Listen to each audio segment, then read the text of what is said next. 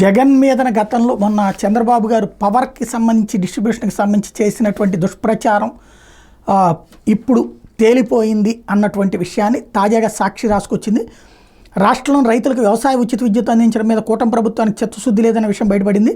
ఉచిత విద్యుత్ ఆపాలని దురాలోచనతో కేంద్ర ప్రభుత్వ సంస్థ సోలార్ ఎనర్జీ కార్పొరేషన్ సెకీతో వైఎస్ జగన్ ప్రభుత్వ విద్యుత్ పంపిణీ సంస్థ డిస్కంలకు దోచుకున్న త్రైపాక్షిక ఒప్పందం మీద దుష్ప్రచారానికి తెరదీసింది. సీఎం చంద్రబాబు విద్యుత్ రంగంపై ఇటీవల విడుదల చేసిన శ్వేతపత్రంలో సెకీ ఒప్పందాన్ని తప్పుపడుతూ పచ్చి అబద్ధాలతో ప్రజల్ని ఏమార్చే ప్రయత్నం చేశారు. సెకీ విద్యుత్ తీసుకుంటే జనరల్ నెట్వర్క్ యాక్సెస్ నిబంధనల ప్రకారం 3,000 కోట్ల నుంచి 3,500 కోట్ల వరకు అంతర్రాష్ట్ర విద్యుత్ సరఫరా ఛార్జీలు చెల్లించాల్సి వస్తుందని నమ్మించాలనుకున్నారు. కానీ ఆయన చెప్పిందంత అబద్ధమైన ఆంధ్రప్రదేశ్ విద్యుత్ నియంత్రణ మండలి స్పష్టం చేసింది. గ్రామీణ వ్యవసాయ విద్యుత్ సరఫరా కంపెనీ ద్వారా అంతర్రాష్ట్ర ఛార్జీలు ఉండవని రాష్ట్ర ప్రభుత్వానికి మంగళవారం స్పష్టంగా చెప్పింది. సెకీతో ఒప్పందమే పెద్ద భారమైనట్టు, ఓ నేరమైనట్టు సీఎం చంద్రబాబు శ్వేతపత్రంలో చెప్పుకొచ్చారు.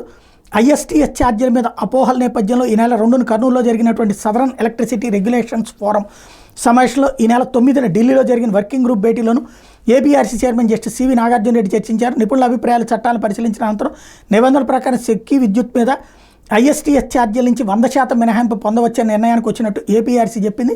తద్వారా 25 సంవత్సరాల పాటు ఐఎస్టీఎస్ ఛార్జీల నుంచి మినహాయింపు వస్తుంది. దీని విలువ చంద్రబాబు చెప్పిన దాని ప్రకారమే దాదాపు 3,500 కోట్ల రూపాయలు.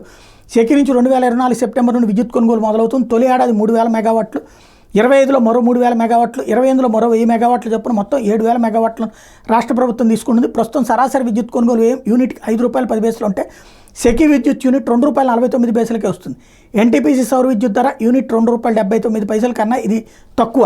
దీని ద్వారా దాదాపు ఏటా 3,750 కోట్ల రూపాయలు రాష్ట్రానికి ఆదా అవుతుంది అన్నట్టు విషయం ఇప్పుడు హైలైట్ అయింది.